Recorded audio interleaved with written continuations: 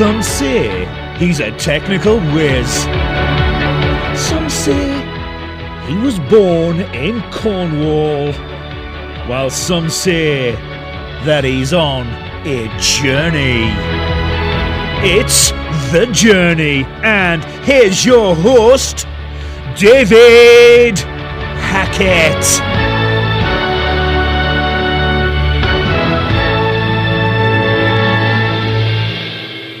Hi everyone, another journey, and today we are interviewing, well, I won't say it their age because it's polite not to say their age, but they've been born and raised in Brooklyn, New York to Jewish parents who were left-wing activists. Their mother remarried when they were 6, they have an older sister and younger brother, and they have an undergraduate degree from Under College, an FAE in creative writing from Columbia University, and a master's degree in clinical psychology from St. Michael's College. They are currently a psychotherapist in private practice full-time, and we will go into the more details of the bio when we get to know them. But today we welcome Rachel Kling to The Journey. Thank you for having me. No worries. So, as I said in the pre-interview, everyone has a journey, and I touched upon, obviously, your mother being remarried when you were 6. You have an older sister and brother, but that's not your earliest memories. What is your earliest memory? Earliest memories. Well, I was raised in I mentioned that my parents were, activists. They were very left wing, and we belonged to a summer camp. We belonged to a community center where it was kind of a bunch of people who were very involved in activism. And in the summertime, everyone went to a camp where they had children, and they sort of indoctrinated children into these left wing ideas. Mm.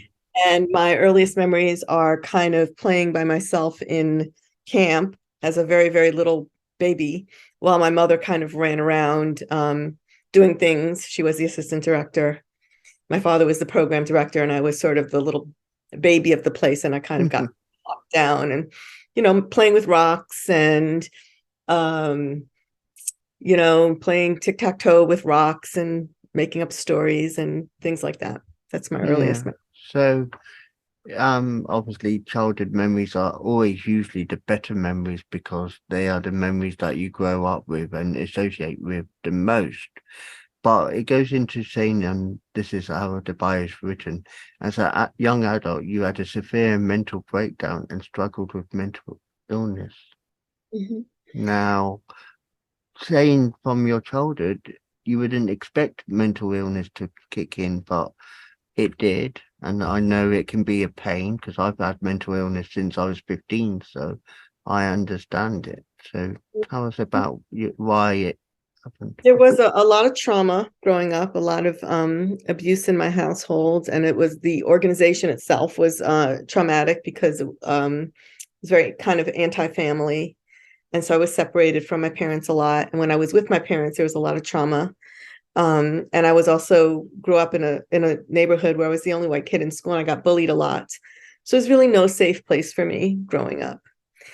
And I think this kind of really had a deep impact on my personality and on my ability to view the world in any kind of way that made sense.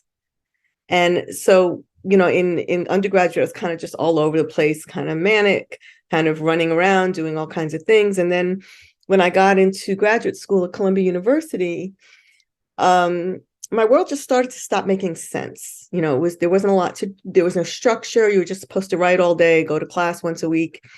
And there was little structure, and I just didn't know who I was. I didn't know what was happening to me. And then slowly the pieces just started falling apart.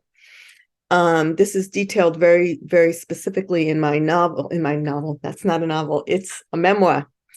So in my memoir, I detail very specifically and in great detail the breakdown and how it happened step by step until really there was nothing left. Mm. And I was basically completely catatonic in the hospital. And the chapter's called Descent into Darkness, because I really went into a place where it was all black, where there was nothing. where there was nothing to be known, nothing to be seen, but you kind of had some idea that you existed, but there was absolutely no interaction with the outside world. It was just really black. And it's a very disconcerting experience to be catatonic because the world has no reality. Mm. And then I woke up, 6 weeks, 7 weeks later. I don't know how they kicked me out of it. My father came to the hospital a lot and sat with me, and brought me mango drinks, and I attribute me coming out of the catatonic state to his loving care. And they gave me lots of medicine, but that's what I think it was. Mm. And so I came out of this catatonic state, also detailed in my book.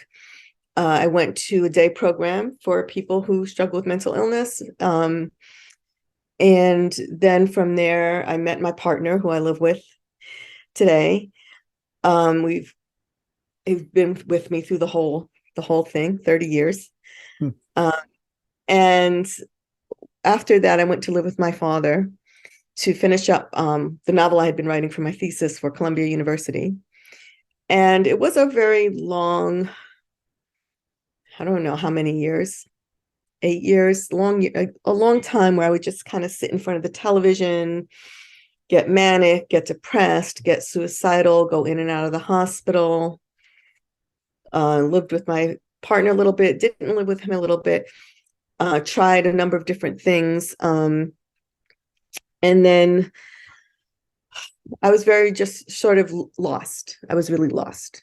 And then everything changed for me when I went to physical therapy school, not because I liked physical therapy, because I flunked out of physical therapy school, but because I found my Aikido instructor, and that's when everything changed for me. Yeah, so you were saying those dark times, was it a time, and obviously you won't remember much, but probably was told, would you say it was a sense where you lost identity in your own self, where you didn't know who you were completely? Mm-hmm. Yep, I had and people around you didn't see it was you. They saw the shell of you, but they didn't see the inner you. Yeah, people were wondering what was going on with me. It was impossible to know what was going on inside of me because I didn't even know. And I would just kind of sit there and stare, and I would hear people call my name and try to find out what was going on with me. And I could hear my name being called, but I couldn't respond. And I didn't know why they were calling my name. And I didn't really know my own name. I just knew there were these people who kind of cared about me, who kind of were trying to get in touch with me and to connect with me in some way.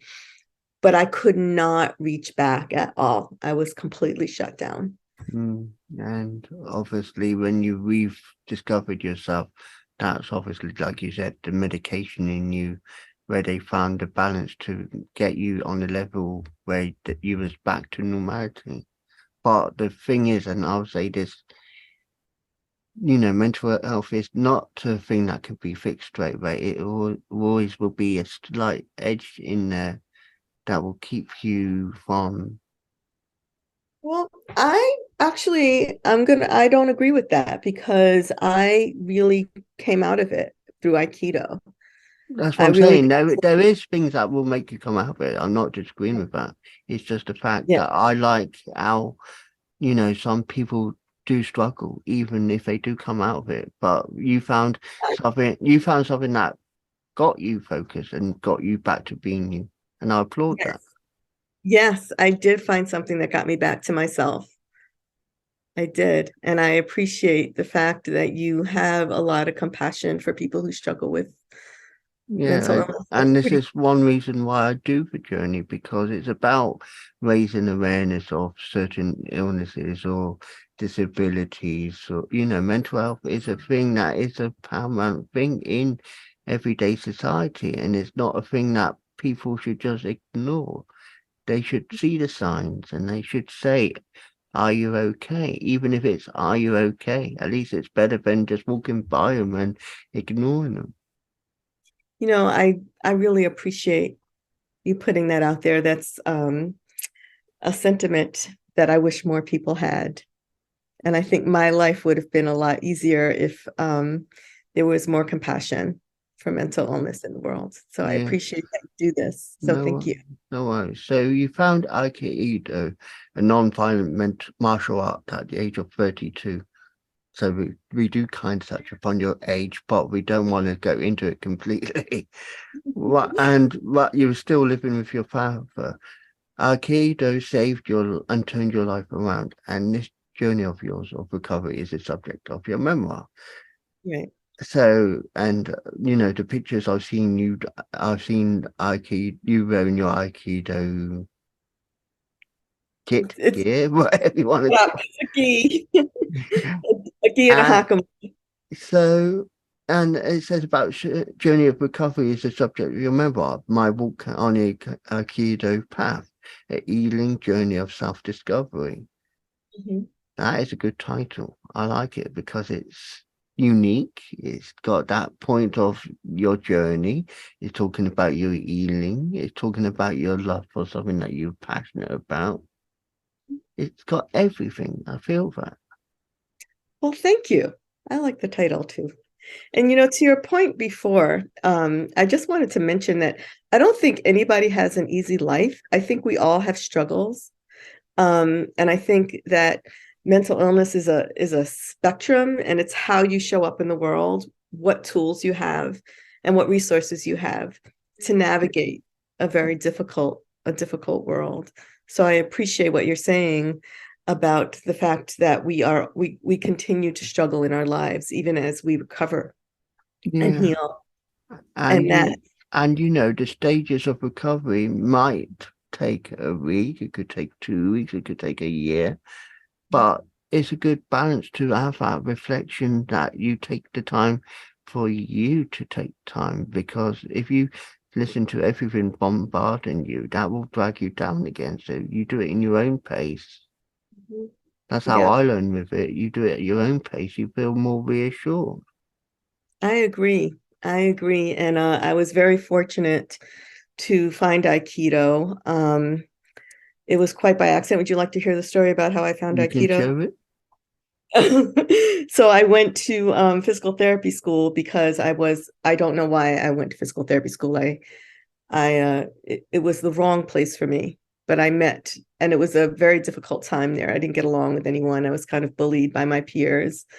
And the instructor said to me, you don't belong in physical therapy school, but why don't you come to my Aikido class? I think you would like Aikido. That was the beginning of the beginning. And that is a good beginning of a beginning, because it's like a reborn you. And I like that. Yes, absolutely. Now, for people listening, I'm going to describe your background, because obviously when it's uploaded, they won't see it, but YouTube, they will see it. Your background, where you are now, you got the panels. I like the panels as well, because it just adds ambience to your surroundings. Thank you. And it makes, I'm not completely spiritual. I'm not completely, aware of certain things, but I just feel at peace just looking at the background, because it's just that sort of feeling. Well, I'm glad you like it. And I'm just describing it as a screen. It's very, I assume, Japanese style. It's a Japanese style door room divider. Yeah. Yeah.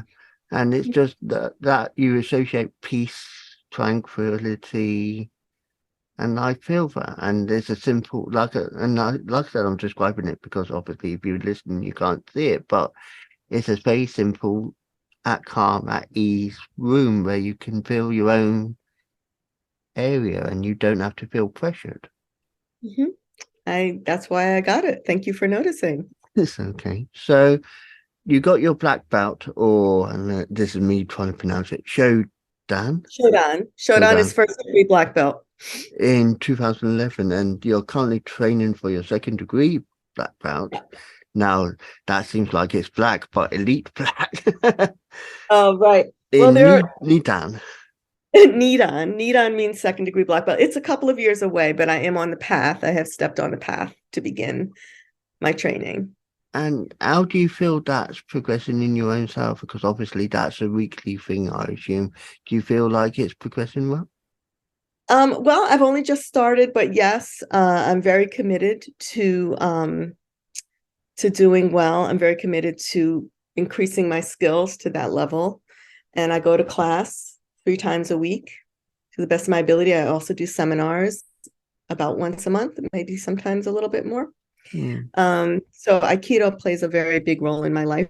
I think about Aikido, I write about Aikido, and I practice and train in Aikido.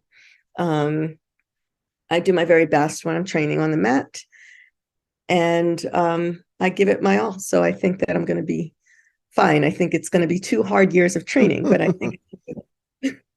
So we touch upon the past, we touch upon the present, we now touch upon the future. How do you feel? And we will talk about Aikido as a whole as well in this context.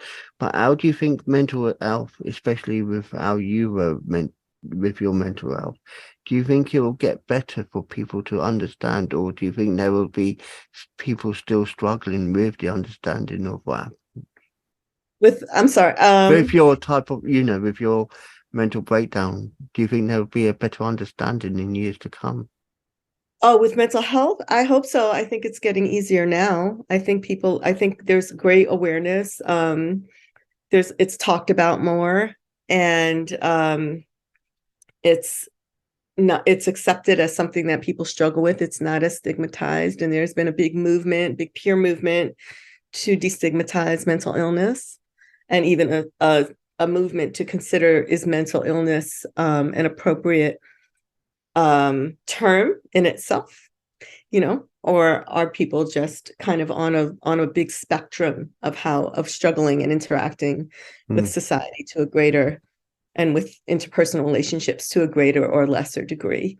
So I think that's a conversation that's been unfolding for a couple of decades, and maybe 3 decades, and I think things are getting better, and I hope that my book can shed some light on the fact that mental illness is not inevitable, that we can recover, and that recovery does include finding some kind of purpose, some kind of way of understanding yourself, of finding out who you are and why you're here, and how you want to show up in the world, what kind of person you want to be. Yeah, and how you interact. and you saying about Aikido, that is your way of interacting with the world. That's your way of saying, this is my niche. So it doesn't have to be Aikido. It can be writing blogs. It could be doing, like I'm doing, podcasts. Yeah, exactly. It doesn't matter what it is. What matters is how you show up in the world. And it's not just Aikido, but also my practice as a psychotherapist. And that's one thing I really try to emphasize to my patients, is life is about showing up. My Aikido sensei says something called presence over perfection. So that life is about being present, being here. And we can't be perfect. We can't get it right all the time, but we can certainly aspire to be our best selves. We can certainly aspire to show up in the world with compassion and with love, and from a place of empowerment in ourselves. And to me, that's what life's about. So it doesn't matter how you struggle, or whether your mental illness is called something, or what you bring to the table. What matters is, are you doing your best? Are you showing up in a way that brings more love and compassion into the world? And are you being your best self? And are you doing things that support your own well-being in this world? I like that. And talking about your book, because obviously listeners and viewers will want to know, how can they get hold of your book, and how can they get in contact with you? Well, they can go to my website, rachelklingauthor.com. And not only is my book there, but a lot of Aikido videos and a lot of Aikido quotes are, and my blog where I write about Aikido is also there. Or if you're not interested in going to see all this beautiful stuff on my website, where you can also contact me, you can just get it from Amazon. But to contact me, which I welcome questions, I welcome engagement, I love interacting with the world, you can always contact me through my website. There's a contact page.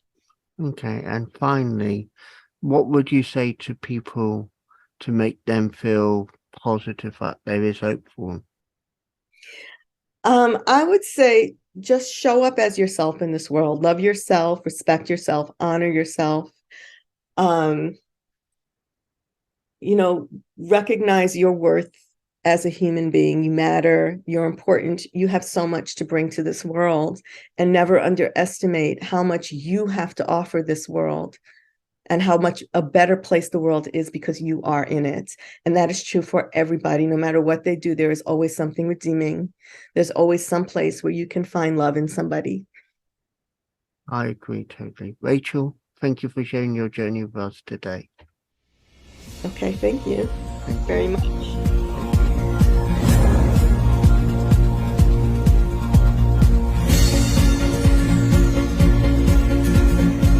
That was The Journey, hosted by Wise Words Imaging, hosted by David Hackett. Be sure to like, subscribe and listen to another journey coming soon.